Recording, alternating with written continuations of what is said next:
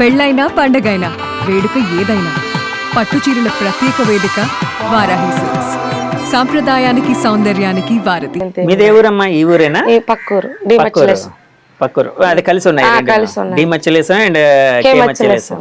సరే అమ్మా, యాక్చువల్ గా మళ్ళీ ఫ్లాష్ బ్యాక్ ఎపిసోడ్కి వెళ్తే అంటే ఆయన జైలు నుంచి రిలీజ్ అవుతున్నారని మీకు ఎప్పుడు తెలిసింది? రిలీజ్ అవుతున్నారంటే చెప్పాను కదా జయశంకర్ గారు కలిసామని.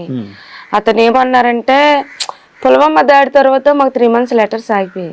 ఓకే, 3 months లెటర్స్ ఆగిపో ఇంకా మాకు భయం ఎక్కువైపోయింది.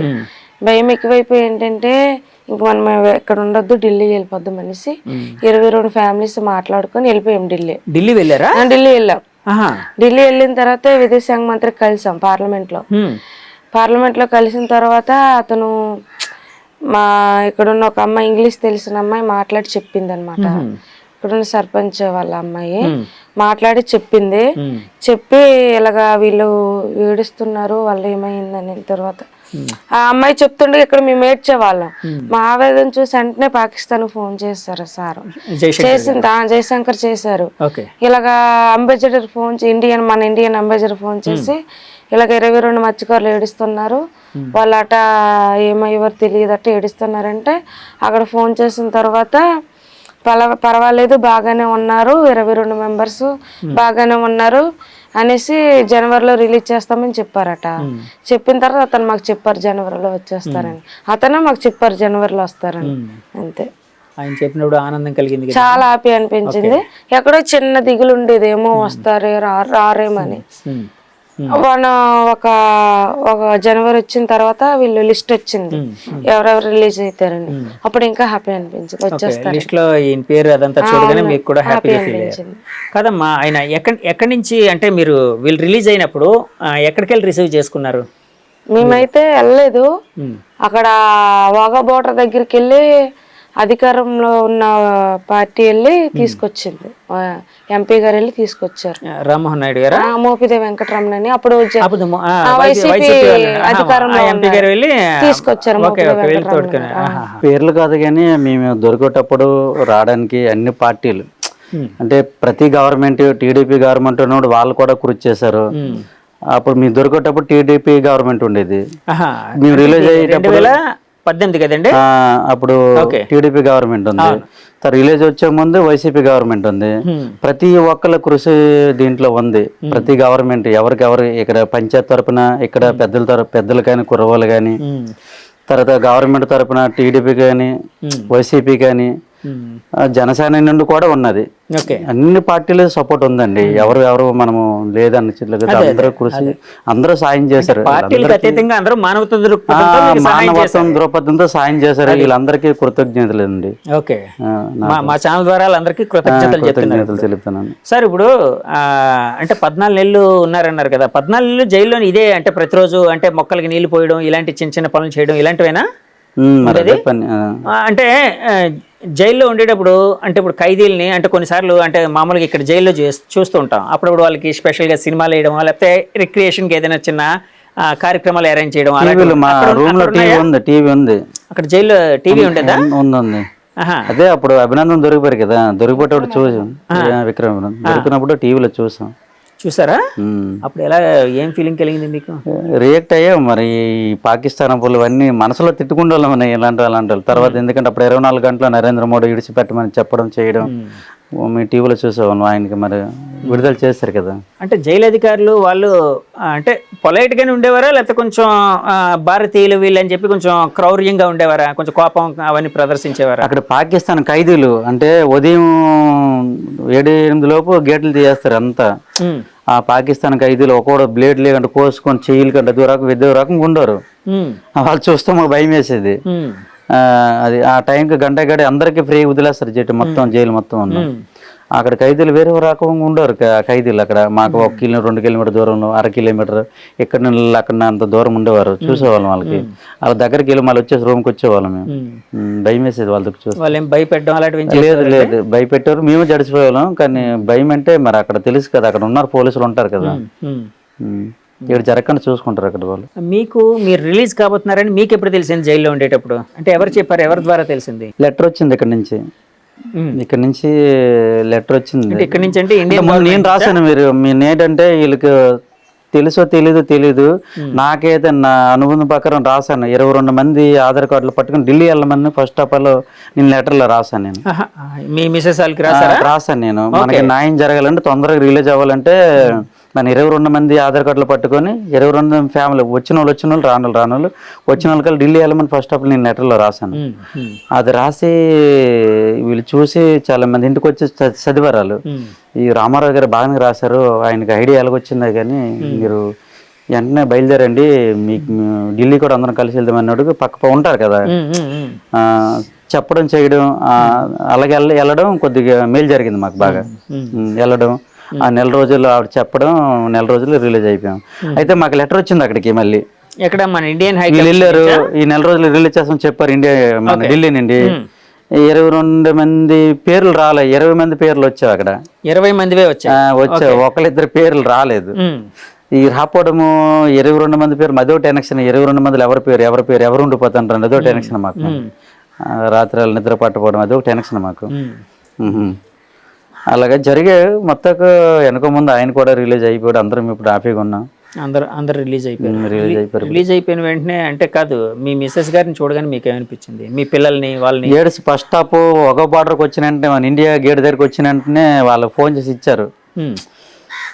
ఫోన్ చేసి ఇస్తే ఏడుచుకొని మాట్లాడాం. అలాగే వచ్చేసాం అలాగే ఏడుచుకొని అలా మాట్లాడాం.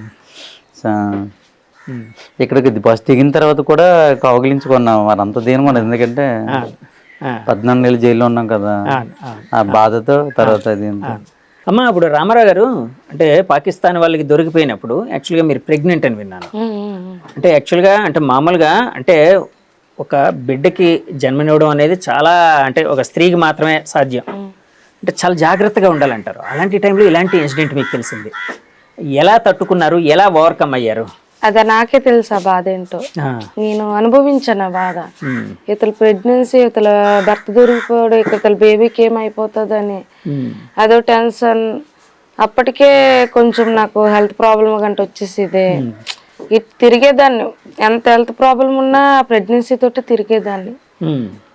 ప్రతి అక్కడే పొలిటికల్ మీటింగ్ అయినా వెళ్ళిపోయేదాన్ని. అర్జీ పెట్టడం కోసం, రిలీజ్ చేయడానికి అర్జీ పెట్టడానికి వెళ్ళిపోయేదాన్ని. అందరితో కలిసి వెళ్ళిపోయేదాన్ని. వెళ్ళిపోయి ముందునే ఉండేదాన్ని. ఏమో ఎవరైనా చూసి నాకు జాలి పడతారేమో, ఇంకా బేగు ఇడిపించడానికి ట్రై చేస్తారేమో అని ఒక ఫీలింగ్ అనేది ఉండేది. అంటే ఒక సింపతి చూపిస్తారేమనే ఆలోచనతో వెళ్ళేదాన్ని. కాదు అంటే ఒక బలమైన ఇదైతే ఉండేది కదండి, అంటే ఒక నమ్మకం అయితే ఉండేది, ఆయన తిరిగి వస్తారని నమ్మకం అయితే ఉండేదా? నమ్మకం అయితే ఉంది. ఎప్పుడు నమ్మకం కుదిరిందంటే మాకు వచ్చేస్తారని వీళ్ళు లెటర్ రాశారు. అది మా అన్నయ్య రైటింగ్ అదనమాట. అతను ఫస్ట్ మా అన్నయ్య రాసిన లెటర్ అయితే వచ్చింది ఫస్ట్. అది చూసిన తర్వాత అప్పుడు నాకు హ్యాపీ అనిపించింది. నేను ఇంకా హాయిగా డెలివరీ అవుతాను, ఎందుకంటే వాళ్ళు బాగానే ఉన్నారు, లెటర్ కూడా వచ్చిందంటే వాళ్ళు సేఫ్ అన్నారు అని అప్పుడు మాకు ఉన్నారు, హ్యాపీ అనిపించింది. అప్పుడు నమ్మకం కుదిరిన తర్వాత అప్పుడు మేము పోరాటం చేసాం. సో డెలివరీ అయిన తర్వాత మహాలక్ష్మి పుట్టింది కదా? మహాలక్ష్మి పాప పుట్టింది. సో ఆ పాప అంటే వాళ్ళ నాన్నకి ఎప్పుడు చూపిస్తాను ఇట్లాగని ఏమైనా ఫీలింగ్ ఉండేదా మీకు? ఉండేదంటే ఆ పాప పట్టుకొని ధర్నాలు చేయడం కానీ ఇలాగ చేశాను కదా, పాప ఫోటో ఆ పేపర్ లో పడిన ఫోటో కట్ చేసి పెట్టడం గానీ, లెటర్ పంపించడం గానీ అందులో చూసారు పాపకి. సో ఆ నమ్మకంతో అలా ఉండేదాన్ని. ఈయన రిలీజ్ అయినప్పటికి పాప పుట్టేసింది కదా? ఎంతమ్మా ఏజ్ అప్పుడు? ఎంత? 11 months. 11 months పూర్తయింది. సో 11 months బేబీని ఆయనకి చూపిస్తే ఏమన్నారు మీరు? పాపకు చూపించాను, తను తీసుకొని ముద్దు పెట్టుకున్నారు, కౌగిలించుకున్నారు పాపకి. అందరం కూడా ఏడ్చాం. అదే ఎమోషనల్ అంటే అది మాటల్లో చెప్పలేని ఒక ఫీలింగ్ అది. అదే అదే కాదన్నా. సరే, ఇలాంటి దుర్ఘటన జరిగింది, ఇలాంటి మీ జీవితంలో అంటే మర్చిపోలేని ఒక బాధాకరమైన సంఘటనలు ఇవి. అంటే 14 నెలలు నరకం అనిపించారు. నాకు తెలిసి లిటరల్ గా నరకం అనిపించుంటారు. ఒకవైపు ఆయన, ఒకవైపు ఇక్కడ మీరు, మీ కుటుంబ సభ్యులందరూ. మళ్ళీ ఆయన అంటే వేట జీవనాధారం కాబట్టి మళ్ళీ సముద్రం మీదకి వెళ్ళినప్పుడు భయం వేస్తుందా లేదా? వేస్తుంది. భయం ఎందుకు ఏదో చెప్తున్నాం కదా, జీవన ఉపాధి మాది, అదే వృత్తి. ఆ వృత్తి తప్ప మాకు ఇంకేం తెలీదు. ఒకవేళ డిగ్రీ చదివినా ఇంజనీర్ చేసినా మాకు జాబులు రావు. ఎస్టీ జాబితాలు చేరిస్తేనే మాకు జాబులు వస్తాయి. ఆ కులంలో చేరిస్తే ఖచ్చితంగా మాకు జాబులు వస్తాయి. అది ఎస్టీ జాబితాలు చేర్చట్లేదు, గవర్నమెంట్ వచ్చిన పట్టించుకోవట్లేదు కనుక అందుకే జాబులు రావట్లేదు. మరి జాబులు రావట్లేదు, ఇక్కడ ఏడకి వెళ్తే ప్రాణాలు జట్టీలు కూడా లేవు. ఇక్కడ జట్టీల నుండి వలస వెళ్ళకపోతాం మేము. మెయిన్ దొరకడం కారణం అదే పాకిస్తాన్కి. ఇక్కడ సముద్రం ఉంది, మినీ జట్టీలు అంటే కెరటాలకు అడ్డంగా అంటే రాళ్ళు వేస్తారు ఇటువైపు నుంచి అటువైపు నుంచి అలలకి తాకిడికి ఆపడానికి. ఆ రాళ్ళు వేయడానికి అది అయితే 20 కోట్లు ఖర్చు, తక్కువే. పెద్ద హార్బర్లు అంటే 300 కోట్లు అవుతుంది, 20 కోట్లతో అయిపోతుంది. రాళ్ళు అలలు తాకిడి ఆపడానికి రాళ్ళు ఇటువైపు అటువైపు వేస్తారు. అలాంటిది ఉంటే ఇక్కడ ఉంటాం. అవి లేక గుజరాత్ లో అయితే ప్రతి 15 కిలోమీటర్లకి 20 కిలోమీటర్లకు జట్టి ఉంది. మనకి విశాఖపట్నంకి మన శ్రీకాకుళం ఎన్ని కిలోమీటర్లు ఇప్పుడు 140 ఉంటుంది, 140 150 వేసుకోండి. ఈ 140 కిలోమీటర్లు మినిమం 5 ఫిషింగ్ హార్బర్లు పని జట్టి మినీ జట్టీలను ఉండాలి. మినీ జట్టీలు అంటే రాళ్ళు కెరటాలు అలల అడ్డం పెట్టడానికి రాళ్ళు వేస్తారన్నమే, అలాంటివి 5 ఉండాలి. అదే గుజరాత్లో 5 ఉంటాయి 140 కిలోమీటర్లు. 5 జట్టీలు అంటే మనకు ఒకటేం లేదు. ఇప్పుడు బొడగొట్ల పనులు అన్నారు, కానీ బొడగొట్ల పని ఉన్నా ఇక్కడే కట్టాలి. ఇక్కడ డిమెచ్లు అసలు మినిమం జట్టి కట్టాలి. ఎంతో దగ్గర 20 సంవత్సరాల బట్టి వింటాను అన్నది. ఏ ప్రభుత్వం వచ్చినా మీకు జట్టి కడతాం, మినీ జట్టి కడతాం అంటారు. అప్పుడు గెలిచిన తర్వాత అప్పుడు పట్టించుకోవట్లేదు. ఆ బొడగొట్ల పనులు ఉన్న డిమెచ్యులేషన్ ఇక్కడ మినీ జట్టి ఉండాలి ఖచ్చితంగా. ఉంటే అందరు ఎందుకంటే వెళ్తారు. మొత్తం 104 పంచాయతీలు ఉన్నాయి ఇక్కడ మనకి మత్స్యకార గ్రామాలు ఉంటే ఇవందరూ ఇక్కడ మినీ జెట్ ఉంటే ఇక్కడ ఉంటాం కదా. ఇక్కడ లేకే కదా గుజరాత్ వెళ్ళి పాకిస్తాన్ దొరకపడం. ఇవాళ ఈయన రేపు ఇంకోటి ఇవన్నీ అక్కడ ఏం జరిగినా చనిపోయిన బాడీ కూడా ఇక్కడ పంపించరు. బాడీ నుండి బాడీ రప్పించాలి కదా. ఇప్పుడు అంతా ఎమ్మెల్యేల ద్వారా సీఎంల ద్వారా అక్కడ గుజరాత్ సీఎంతో మాట్లాడి ఇక్కడ మాట్లాడి అక్కడ ఎవరున్నారు మొత్తం మాట్లాడుకున్న బాడీ కూడా రప్పించగలరు, అది కూడా రప్పించరు. మరీ దారుణమైన పరిస్థితి మత్స్యకారుల జీవితం. మరి ఇప్పుడు బాగుపడుతూ ఈ సినిమా ద్వారా అయినా ఈ ప్రసవాలు మీ ద్వారానే ఇప్పుడైనా నాయకులు కదిలొచ్చి ఇక్కడ జట్టి కడతాం మరీ కోరుకుంటే. ఇప్పుడు మనకు రోడ్డు ట్యాక్స్ కడతాం బళ్ళకి, అక్కడ జట్టి ఉంటే బోట్లు కూడా ట్యాక్స్ కడతాం కదా, గవర్నమెంట్కి ఉపాధి కదా. మాకు కూడా జట్టి ఉంటే మాకు కూడా వీళ్ళకి ఉపాధి పని దొరుకుతాయి కదా. ఫ్యాక్టరీలు వస్తాయి, మన ఆయిల్ బొంకులు ఉంటాయి, పెద్ద పెద్ద కంపెనీలు ఉంటాయి, లేడీస్ కూడా పనులు దొరుకుతాయి, ఉపాధి దొరుకుతుంది. అందరూ వలసలు తగ్గించవచ్చు కదా. సో అలాంటివి జరిగితే బాగుంటది.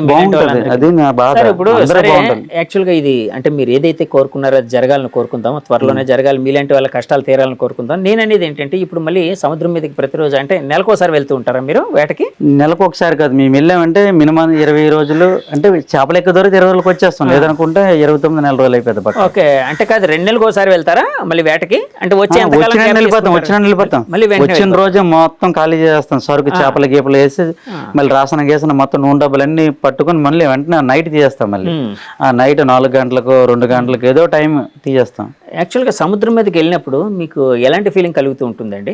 ఫీలింగ్స్ అంటే అది వృత్తి, మా బాధ్యత, అది తప్పదు. మరి మీకేడు చెప్పాను, మరి ఎంత చదువుకున్నాడైనా ఏదో పనికి వెళ్ళిపోవాలి, జాబ్ చెప్పాను కదా. అది అంటే కాదు, ఈ సంఘటన జరిగిన తర్వాత మళ్ళీ మీరు రొటీన్ జీవితంలో అయితే పడ్డారు కదా, మళ్ళీ వెళ్తూ ఉన్నారు కదా. వెళ్ళాలి మరి, చెప్పాను కదా మత్స్యకారులు రెక్కడతాయి కష్టపడకపోతే ఎలాగండి, కష్టపడాలి తప్పదు. మరి అలాంటి సమయంలో మళ్ళీ ఏమైనా అంటే ఆ సంఘటన ఏమైనా జరగలేదు, గుర్తుకు వచ్చి ఎందుకంటే గుర్తుకు వస్తాయి. వీళ్ళు ఇవన్నీ జరగకూడదు అనుకుంటారు, కానీ ఇప్పుడు ఏంటంటే అలాంటి సిచ్యువేషన్ ఎట్లేదు, అంత బాగానే ఉంది, అన్ని పని చేస్తున్నా కనుక మరి వాటి వైపు ఎవరు వెళ్ళట్లేదు. అది ఓకే. సరే, ఇప్పుడు సినిమా చూసిన తర్వాత నాగ చైతన్య గారితో కానీ లేకపోతే డైరెక్టర్ గారితో కానీ ఎవరితో కానీ మాట్లాడారా మీరు? మాట్లాడలేదండి. ఇప్పుడు మనకి సినిమా హిట్ అయింది కదా, ఇప్పుడు 20 డేట్ వస్తానన్నారు ఇక్కడ శ్రీకాకుళం. అప్పుడు కలిసి మాట్లాడుకొని అప్పుడు వాళ్ళందరికీ ఆల్రెడీ ఈ వీడియో తరపున చెప్పాము, చింతముండేటికి నాగ చైతన్యకి ఈ కృతజ్ఞతలు, మా మత్స్యకారులు ఎప్పుడు మీకు రుణపడి ఉంటారని అవన్నీ నేను చెప్పాను. ఎందుకంటే చాలా గ్రేట్ అండి. ఎక్కడో డిమెచ్యులేషన్ మారుమూల గ్రామం, ఈ స్టోరీ ఆయన తీయడం మాకు చాలా అదృష్టం. నిజంగా చాలా గ్రేట్, జీవితంలో మరవలేము ఆయనకి. రామారావు గారు, పెన్ అన్నారు కదా ఇందాక, పెన్లు జైల్లో ఉండేటప్పుడు పెన్ చేసేవాడిని, ఒక పెన్ ఏదో ఉందని అన్నారు కదా, ఒకసారి చూపించగలరా? అంటే ఇలా అక్షరాలు వస్తాయి KNY అని, దీన్ని బట్టి రామారావు అనుకో RAMARAO పేరు తయారు చేస్తాం. అదేంటండి, అది దేంతో అంటే దేంతో స్కెచ్ లా గీసిందా లేకపోతే ఏంటి? దారాలు వస్తాయి, మేము మళ్ళీతుంటాం ఇలాగలితే K ఎలాగ వస్తుంది, N ఎలాగ వస్తుంది, ఇలా దారం మడత పెట్టడం చేయడం, ఈ లవ్ సింబల్ వస్తుంటది. ఇది రామారావు వస్తుంది. అంటే ఈ మొత్తం ఒకటే కలర్ దారం వేసాం, 2 కలర్ దారాలు కూడా చేయొచ్చు. మన ఇండియా ఎలాగ 3 రంగులు ఉంటారు, 3 రంగుల దారాలు కూడా చేయొచ్చు అలాగా. పాకిస్తానీ ఖైదీలు మీకు డబ్బులు ఇచ్చేవారు, ఇలా చేస్తే 100 రూపాయలు ఇచ్చేవారు. ఓకే. 10 పెన్నులు చేస్తే 1000 రూపాయలు. ఆ డబ్బులతోటి టిఫిన్ కానీ కూల్ డ్రింక్స్ కానీ వాళ్ళే టిఫిన్ ఇస్తారు, కానీ జైల్లో టిఫిన్ బాగోదు కదా. అదే అదే అదే బయటనైతే జైల్లో ఉంటది దుకాణం, ఆ. అక్కడికి వెళ్ళి ఎవరైతే ముసలి